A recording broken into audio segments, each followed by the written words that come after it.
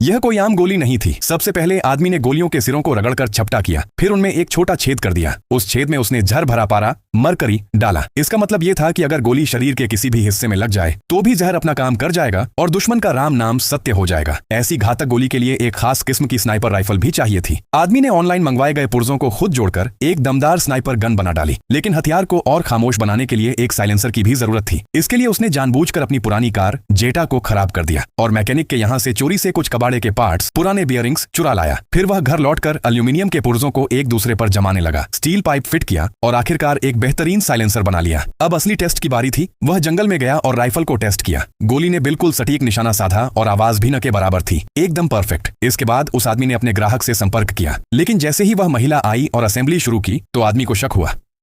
वह बहुत ही तेजी और सफाई से काम कर रही थी, यहाँ तक कि उससे भी 3 सेकंड पहले उसे तुरंत समझ आ गया ये औरत एक पेशेवर हत्यारिन है। अपने संदेह को पक्का करने के लिए उसने चुपके से राइफल की स्कोप, निशानदान को थोड़ा सा गलत कर दिया, लेकिन हैरानी की बात यह थी कि फिर भी वह औरत निशाना बिल्कुल सटीक लगा पाई। यह देखकर आदमी को पूरा यकीन हो गया कि यह महिला कोई आम खरीदार नहीं बल्कि एक टॉप क्लास किलर है। थोड़ी ही देर बाद महिला ने साइलेंसर टेस्ट करने की इच्छा जताई। आदमी, जिसका नाम निक बताया गया है, बिना कुछ कहे सीधे बताए गए स्थान पर पहुंच गया और ट्रिगर दबा दिया। महिला को राइफल बहुत पसंद आई और उसने तुरंत पूरा भुगतान कर दिया। फिर वह अपने टारगेट को मारने के मिशन पर निकल पड़ी, लेकिन जैसे ही वह गोली चलाने वाली थी, किस्मत ने पलटा मारा। उसी राइफल से वह खुद मारी गई और असली झटका तो तब लगा जब यह पता चला कि उसका टारगेट वही आदमी था जिसने उसे यह गन बेची थी, निक। दरअसल निक एक पूर्व 707 एजेंट था जो रिटायर होकर शांति की जिंदगी जीना चाहता था। तभी उसका पुराना साथी वॉल्टर फोन पर बताता है कि एक कातिल उसका पीछा कर रहा है। निक को तभी समझ आ गया था कि यह महिला वही हत्यारिन है, इसलिए उसने उसी वक्त स्नाइपर में एक छोटी सी चालबाजी कर दी थी और उस एक बदलाव ने उसकी जान बचा ली। इस तरह निक अपनी समझदारी और अनुभव से इस खतरनाक स्थिति से बाहर निकला और फिर अपनी प्रेमिका के साथ गुमनामी में खुशहाल जिंदगी बिताने